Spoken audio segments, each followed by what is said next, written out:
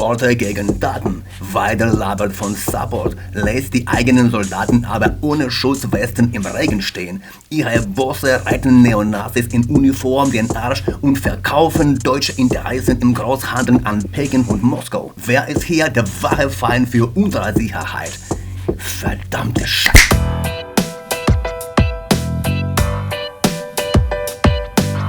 Vielen herzlichen Dank, lieber Jan. Vielen herzlichen Dank vor allen Dingen an Herrn Schönbach. Ein herzliches Dankeschön von der AfD-Bundestagsfraktion, von allen Abgeordneten, von der gesamten Partei an die Soldaten unseres Landes, die Soldaten, die unser Land schützen, für unser Vaterland.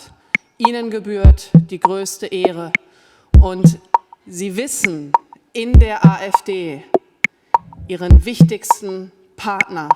Wir werden Sie immer unterstützen, so wie wir es seit 2017 hier im Deutschen Bundestag tun.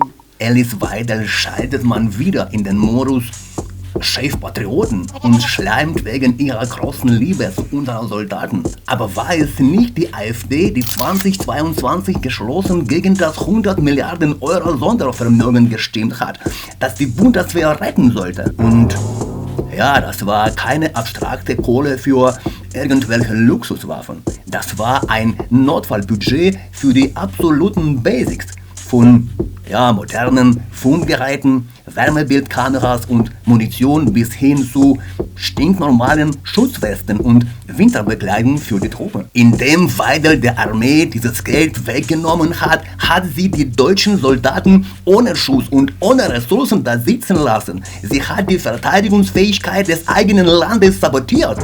Und das ist im Interesse von wem? Dreimal dürft ihr raten. Und war es nicht die AfD, die Ende 2025 im Bundestag offiziell gefordert hat, das Gesetz zur schnelleren Entlassung von Extremisten aus der Armee wieder abzuschaffen? Weidel hat hier eiskalt Rechtsradikalen und Neonazis in Uniform den Arsch gerettet, um deren schnellen Rauswurf zu blockieren. Mit welchen Parolen sie sich damals rausgeredet hat? Googelt das mal, frischt euer Gedächtnis auf. Für die Sicherheit Deutschlands bedeutet sowas aber eine direkte Bedrohung. Der Versuch, in den Streitkräften ausgebildete Leute mit Zugang zu Kriegswaffen zu behalten, die eben nicht loyal zum Grundgesetz stehen, sondern zu extremistischer Scheiße. Oder hat euch die Geschichte überhaupt nichts gelernt? Und hat nicht der AfD-Ossi Björn Höcke ganz offen rausgehauen, dass deutsche Jungs diesem Land nicht dienen sollten? Während Weidel auf der Bühne Hymnen auf die Soldaten singt, rufen die Bosse ihrer eigenen Partei vor Ort die Wehrpflichtigen faktisch dazu auf, den Dienst zu sabotieren. Soll das etwa für Sorge für die Armee sein? Ganz und gar nicht. Das ist das reinste zynische Ausnutzen der Bundeswehr als Decker für billige PR. Und während Weidel auf der Bühne den Soldaten die Treue schwört, kassieren die Bosse ihrer eigenen Partei fette Schmiergelder in Bar von genau den kremltreuen Drahtziehern, die von Weidels heutiger Rhetorik profitieren. Erinnert ihr euch an ihren Kollegen, den AfD-Abgeordneten Peter Bistron? Die tschechische Spionageabwehr hat den Typ eiskalt erwischt mitten im Skandal um das Portal Voice of Europe. Die haben ein Audiotape, auf dem dieser angebliche Patriot Deutschlands in Prag sitzt, stumpf mit den Scheinen raschelt und 20.000 Euro in bar nachzählt, die er direkt vom russischen Geheimdienst bekommen hat. Für diese Kreml-Almosen hat Bistron im Bundestag stur nach Drehbuch abgeliefert. Und soll ich euch noch an Django erinnern? Das war der engster Mitarbeiter von AfD-Spitzenpolitiker Maximilian Krach. Im September 2025 wurde der Typ von Oberlandesgericht Dresden zu fast 5 Jahren Knast verknallt, weil er jahrelang geheime Dokumente unter anderem aus der Rüstung- und Verteidigungsindustrie geklaut und eiskalt für China spioniert hat. Heute ermitteln die deutschen Geheimdienste hochoffiziell gegen die AfD-Spitze, inklusive Markus Frohnmayer, wegen direkter Kontakte zu Putins Geheimdienst und zum Kreml.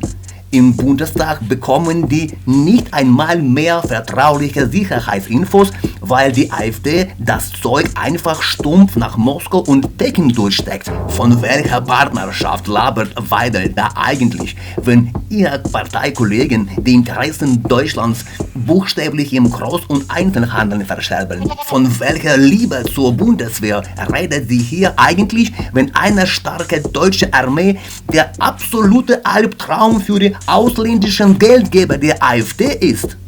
Und jetzt, wo wir die stärkste Kraft im Bund sind, die mit Abstand stärkste Kraft in Ostdeutschland, 41% in Sachsen-Anhalt, 40% in Mecklenburg-Vorpommern, 28% im Bund mit einem Abstand von 4 bis 6% zur CDU, könnte es sehr schnell gehen im nächsten Jahr. Und Sie können sich darauf verlassen, dass wir ein vertrauensvoller Partner sind für Ihre Unterstützung. Weidel schaltet jetzt den Taschenrechner ein und spuckt Zahlen aus, bis ihre Fans durchdrehen. Wir haben im Osten um die 40%. Wir übernehmen die Macht. Was für eine billige Manipulation. Erstens, nennen Sie hier Prozentzahlen aus einzelnen Regionen der ehemaligen DDR wie Sachsen-Anhalt und Mecklenburg-Vorpommern, wo das Protestwählerpotenzial traditionell extrem hoch ist. Aber Weidel schweigt brav darüber, dass 3/4 der Bevölkerung in Deutschland ihre Partei auf Bundesebene überhaupt nicht unterstützen. Im Westen des Landes krebst die AfD stabil ganz hinterherum. Und zweitens, selbst wenn die AfD im Osten die 49% knackt, bleiben sie politische Aussätzige. In Deutschland gilt eine eiserne Regel, die Brandmauer. Keine einzige, hört ihr zu, nicht eine einzelne etablierte Partei, egal ob CDU, SPD, die Grünen oder die FPD, wird sich jemals mit der AfD an einen Tisch setzen, um eine Koalition zu bilden. Und ohne Koalition wird die AfD niemals eine Regierung stellen können. Die sitzen für immer in der Oppositionssackgasse fest. Weidel weiß das genau, aber sie verkauft ihren Wählern weiterhin Fahrkarten für einen Zug, der niemals abfahren wird, weil sie ganz genau weiß, dass sie echte Macht niemals im Leben zu Gesicht bekommen wird. Ich habe den Vizepräsidenten J.D. Vance getroffen im letzten Jahr im Rahmen der Sicherheitskonferenz, zu der wir dann bis dato nicht eingeladen waren. Herr Vance ist extra in sein Hotel zurückgefahren, um mich zu treffen, weil mir der Zugang zur Sicherheitskonferenz verweigert wurde. Das muss man sich einmal vorstellen. Die Zusammenarbeit mit den Republikanern, mit der Administration Donald Trump, bei allen außenpolitischen Herausforderungen, die sich den Vereinigten Staaten gerade stellt, sollte unerschütterlich sein. Weidel feiert sich dafür, dass US-Vizepräsident J.D. Vance persönlich in ihr Hotel gerannt ist, weil sie nicht auf die Münchner Sicherheitskonferenz durfte. Guck mal, was für mächtige Verbündete wir haben. Wir sind mit dem Weißen Haus quasi per Du. Aber Alice hat vergessen zu erzählen, was eigentlich passiert, wenn Vance anreist, um jemanden, zu unterstützen. Erst vor kurzem, im April 2026, ist J.D. Vance nach Budapest geflogen, um den Wahlkampf von Kreml-Freund Nummer 1 in Europa, Viktor Orban, höchstpersönlich zu reiten. Vance ist auf der Bühne rumgesprungen, hat Orban in den Himmel gelobt, auf Brüssel geschimpft und die Ungarn ganz offen angefeuert, die alte Clique wieder zu wählen. Und was war das Ende vom Lied? Genau, das ungarische Volk hat Orban mit einem gewaltigen Arschtritt hochkant rausgeworfen. Die Ungarn haben Vance und seinem US-Support direkt an der Wahlurne den Mittelfinger gezeigt. J.D. Vance ist heute politisches Gift. Jeder Freund, den er zu pushen versucht, geht krachend unter. Und dass Weidel so stolz auf diese Kumpelschaft ist, beweist nur eins. Auf die AfD wartet genau dasselbe Finale. Und mal ganz abgesehen davon, Alice, was soll eigentlich dieser Wies von einer unerschütterlichen Zusammenarbeit? Trump und Vance pushen den knallharten Slogan America First. Deren Ziel ist es, die deutsche Wirtschaft mit Zöllen abzuwürgen und Kohle aus Europa abzusaugen. Dass Weidel vor Washington für einminütiges Hotel-Selfie auf Knie rumrutscht, beweist doch nur, die nationalen Interessen Deutschlands sind der AfD scheißegal. Die suchen sich einfach nur einen neuen Herrn. Wir und auch ich persönlich, ich halte die Kriegsführung seitens der Ukraine für ein hohes sicherheitspolitisches Risiko, auch für die Bundesrepublik Deutschland. Sie können nicht, so wie es Roger Köppel heute Morgen in seinem Weltwoche Daily Podcast gesagt hat, dem großen Bären mit einem heißen Eisen die ganze Zeit im Auge herumstochern, wie der Drohnenangriff tief nach Russland hinein und dann erwarten, dass nichts passiert. Der Bär wird irgendwann mit der Pranke ausholen. Und die Ukraine-Politik hat uns einem erhöhten Sicherheitsrisiko ausgesetzt. Das ist eine Logik von bodenlosem, absolut ekelhaften Zynismus. Die Ukraine gefährdet angeblich die Sicherheit Deutschlands, weil sie Drohnen tief nach Russland schickt, um dem großen russischen Bären mit einem heißen Eisen im Auge herumstochert und überhaupt, der Bär holt bald mit der Pranke aus. Mal ehrlich, Alice.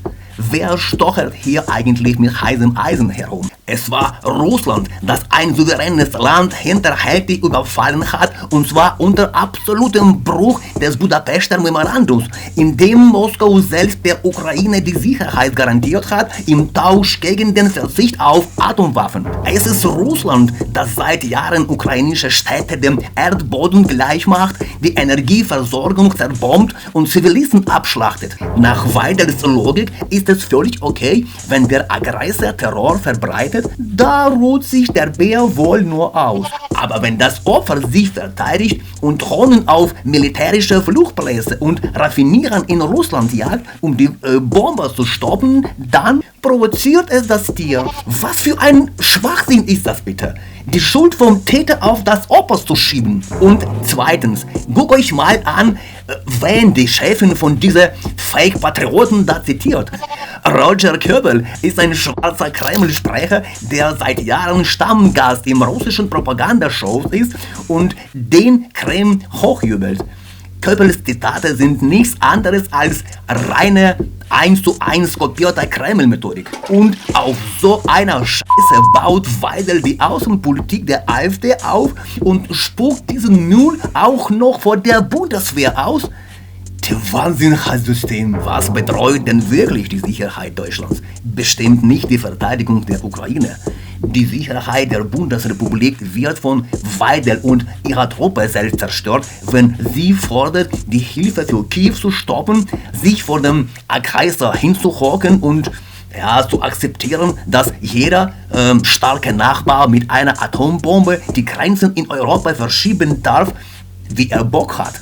Das ist keine Friedenspolitik, meine Damen und Herren, und keine Vernunft. Das ist eine feige, schmutzige Kapitulation, die Deutschland in ein schutzloses Opfer für den nächsten Schlag der Bärenpranke verwandelt. So Leute, macht euch selbst ein Bild. Diese ganze emotionale Rede von Alice Weidel bei diesem Forum ist reine Heuchelei und totale Verarsche. Mit der einen Hand klopft sie den deutschen Soldaten virtuell auf die Schulter, mit den anderen stimmt ihre Partei eiskalt gegen deren Finanzierung und deckt Extremisten in Uniform. Sie prost mit abgehobenen Prozentzahlen, obwohl sie ganz genau weiß, dass die AfD politisch für immer isoliert bleibt. Sie rutscht in Hotels auf Knien rum, um für ein schnelles Selfie mit US-Politikern, deren Unterstützung europäischen Politikern am Ende nur fette Blamagen einbringt. Und das allerletzte, sie zitiert Kreml-Propagandisten und will, dass Deutschland vor einem Aggressor kapituliert. Das sind keine Patrioten. Das sind billige Schauspieler, die fremde Drehbücher abliefern und einfach nur auf der Angst der Menschen rumreiten. Wenn euch dieser Faktencheck gefallen hat, lasst ein Like da, abonniert den Kanal und schreibt mir unbedingt in die Kommentare, was ihr von Alice Weidels Bärenkrankheit haltet. Teilt das Video mit euren Leuten. Bis zum nächsten Mal.